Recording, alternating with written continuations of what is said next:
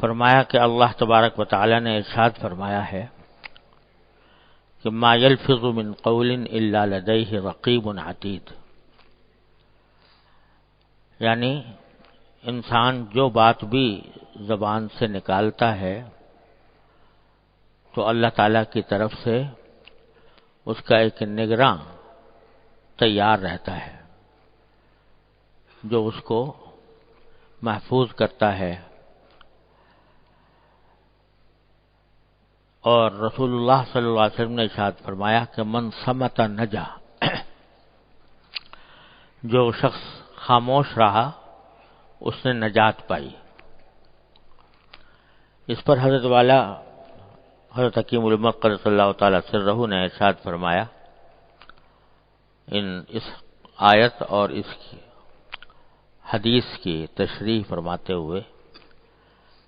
کہ انسان جتنے کام یا کلام کرتا ہے بظاہر اس کی 3 قسمیں ہیں۔ ایک وہ جو مفید ہو، یعنی اس میں کوئی دین یا دنیا کا فائدہ ہو۔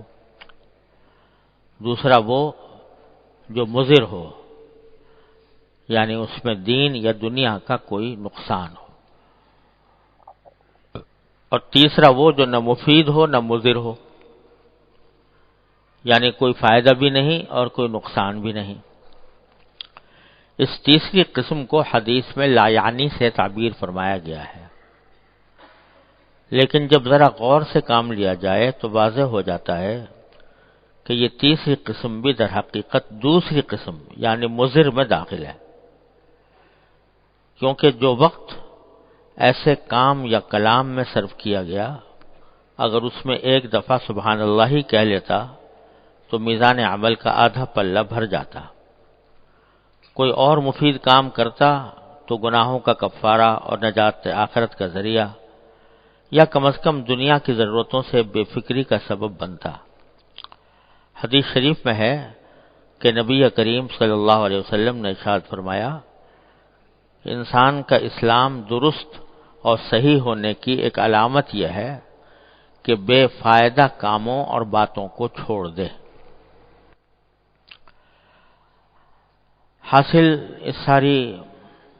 گفتگو کا یہ ہے کہ اللہ تبارک و تعالی نے اپنے فضل و کرم سے ہم سب کو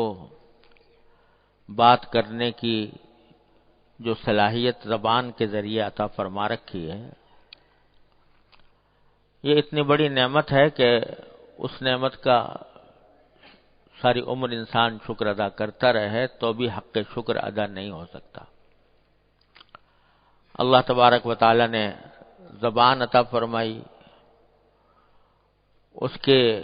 اندر گویائی عطا فرمائی، یعنی بولنے کی طاقت عطا فرمائی۔ اگر کسی آدمی کو بیٹھے بٹھائے بولنے کی طاقت اس کی سلب ہو جائے تو اللہ بچائے کتنی بڑی آفت، کتنی بڑی مصیبت اس کو سمجھے گا، اور اس کو دور کرنے کے لیے اور گویائی کو بحال کرنے کے لیے کیا کچھ جتن نہیں کرے گا، کتنے پیسے خرچ کر دے گا، کتنے ڈاکٹروں کے پاس کے چکر لگائے گا، کتنے ہسپتالوں کے چکر لگائے گا کہ کسی طرح میری گویائی بحال ہو جائے۔ اللہ تبارک و تعالی نے اپنے فضل و کرم سے بے مانگے بیٹھے بٹھائے اللہ تعالیٰ نے یہ نعمت عطا فرما دی ہے۔ کوئی پیسہ خرچ کرنا نہیں پڑا، کوئی محنت نہیں کرنی پڑی، اللہ تعالیٰ نے دے دی، تو اس کا احساس نہیں ہوتا کہ کتنی بڑی نعمت اللہ تعالیٰ نے دے رکھی ہے۔ بعض مرتبہ چند لمحوں کے لیے بھی انسان کے اوپر ایسی حالت طاری ہو جاتی ہے، زبان بند ہو گئی، گلا بیٹھ گیا وغیرہ وغیرہ،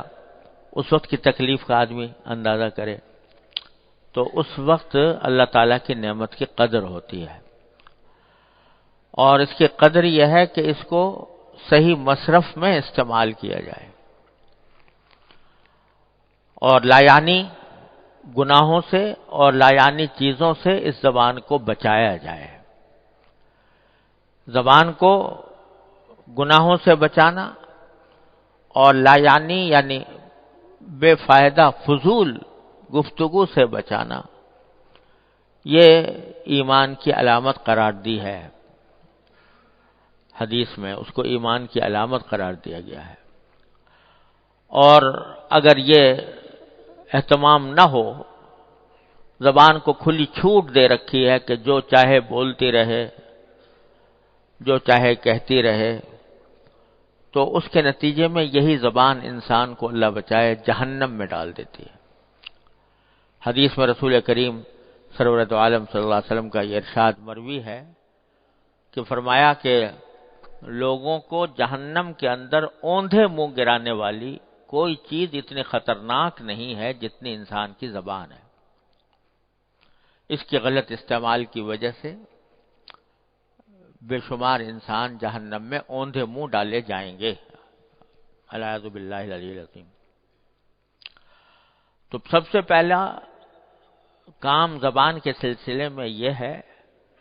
کہ انسان زبان کو قابو میں رکھے۔ یہ نہیں کہ جو بھی جی میں آیا وہ زبان سے نکال دیا بول پڑے۔ یہ سوچے کہ جو بات بولنے جا رہا ہوں اس کا کہیں گناہ تو نہیں ہوگا، اور دوسری بات یہ کہ جو بات بولنے جا رہا ہوں اس کا کوئی فائدہ ہے یا نہیں ہے۔ اگر فائدہ نہیں ہے تو بھی وہ لغو ہے۔ اور یہ چیز پیدا ہوتی ہے در حقیقت جب ایک مرتبہ دل میں یہ اللہ تبارک و تعالیٰ اپنے فضل و کرم سے ہم سب کے دلوں میں یہ احساس پیدا فرما دے کہ لمحات زندگی جو اللہ تعالیٰ نے عطا فرما رکھے ہیں، ایک ایک لمحہ اس کا بڑی دولت ہے، بڑا قیمتی ہے، بہت زیادہ اللہ تبارک و تعالیٰ کی بہت بڑی نعمت ہے، ایک ایک لمحہ نعمت ہے۔ اور یہ لمحات گزر رہے ہیں، ہر پل ہر لمحے انسان کی عمر گھٹ رہی ہے، جتنی مہلت لے کر آیا ہے اس میں کمی واقع ہو رہی ہے، اور نہ جانے کس وقت بیٹھے بٹھائے انسان کو بلاوا آ جائے اور وہ اللہ تعالیٰ کے حضور پہنچ جائے۔ تو اس سب سے بڑی اہم بات یہ ہے کہ انسان کو اپنی زندگی کے لمحات کی قدر ہو اور اس کی قیمت پہچانے، اس کو صحیح مصرف پر خرچ کرنے کی کوشش کرے اور بلا وجہ بے فائدہ کاموں سے اس کو بچائے۔ اللہ تعالیٰ جب یہ قدر و قیمت پیدا فرما دیتے ہیں تو اس کے نتیجے میں زبان بھی قابو میں آ جاتی ہے۔ پھر آدمی بولتے ہوئے بھی سوچتا ہے کہ میں جو بول رہا ہوں وہ کہیں گناہ تو نہیں ہو رہا یا بے فائدہ بات تو نہیں ہو رہی۔ یہ ساری بات سارا احساس پیدا ہوتا ہے اللہ تبارک و تعالیٰ کی دی ہوئی اس نعمت کی قدر پہچاننے سے، اور اس بات سے کہ اللہ جل جلالہ ہر وقت موجود ہیں، اللہ تبارک و تعالیٰ میرے ہر قول و فعل کو دیکھ رہے ہیں، ان کے پاس میرا ہر قول و فعل ریکارڈ ہو رہا ہے۔ یہ جو فرمایا ما یلفظ من قول الا لدیہ رقیب عتید، تو معنی یہ کہ جو لفظ بھی زبان سے نکالتے ہو وہ اللہ تعالیٰ کے ہاں جا کے ریکارڈ ہو رہا ہے۔ ایسا نہیں ہے کہ ہوا میں اڑ کے ختم ہو گیا، وہ اللہ تبارک و تعالیٰ کے پاس ریکارڈ ہو رہا ہے، اور وہاں جا کر اس ایک ایک فعل کا ایک ایک قول کا جواب دینا ہوگا کہ کس مصرف میں تم نے خرچ کیا۔ حدیث میں آتا ہے نا کہ جب قیامت کے دن جو سوالات ہوں گے اس کا سوالات نبی کریم صلی اللہ علیہ وسلم نے واضح فرما دیے ہیں، تو اس میں ایک یہ ہے ان شبابہ فیما ابلاہ، لوگوں سے پوچھا جائے گا کہ تمہیں ہم نے جوانی دی تھی تو اس کو جوانی کو تم نے کس چیز میں بوڑھا کیا، یعنی کس کام میں جوانی خرچ کی، اس کے بارے میں سوال ہوگا۔ تو کس کام میں خرچ کرنے کے معنی کیا ہے؟ جوانی کی اتنی بڑی سالہ سال کی مدت ہے، اس کا ایک ایک پل تم نے کس کام میں گزارا، یہ اللہ تبارک و تعالیٰ کے ہاں جا کے اس کا جواب دینا ہے۔ ایسا نہیں ہے کہ بس وقت گزر گیا سو گزر گیا، منہ سے بات نکل گئی سو نکل گئی، وہ تو اللہ تعالیٰ کے ہاں ریکارڈ ہے، اور اس کا جواب بھی دینا ہوگا کہ کس وقت کیا جملہ کیا لفظ تم نے منہ سے نکالا تھا اور وہ کس حد تک درست تھا، اور کس حد تک فائدہ مند تھا، کس حد تک بے فائدہ تھا۔ اللہ تعالیٰ اپنی رحمت سے یہ احساس پیدا فرما دے ہم سب کے اندر، راقب اللہ تجدہ تجاہک، اللہ تعالیٰ کا مراقبہ کرو، اللہ تعالیٰ کی نعمتوں کا مراقبہ کرو، اللہ تبارک و تعالیٰ کی دیکھنے کا مراقبہ کرو، تو تجدہ تجاہک، تو اس مراقبے کے نتیجے میں اللہ تعالیٰ کو ہر وقت اپنے سامنے پاؤ گے۔ تو یہ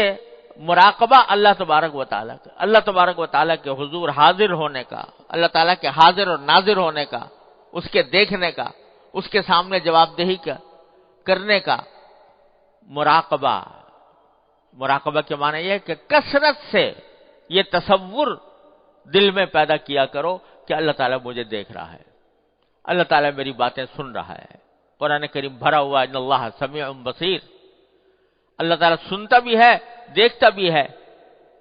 ہر بات سنتا ہے، ہر بات دیکھتا ہے، تو اس کا مراقبہ کرو کہ میں اللہ تعالیٰ کی نگاہ میں ہوں، اللہ تعالیٰ مجھے دیکھ رہے ہیں۔ تو جب یہ احساس اللہ تبارک و تعالیٰ پیدا فرما دیتے ہیں تو پھر بندے کا ایک قول میں ٹھٹک پیدا ہو جاتی ہے،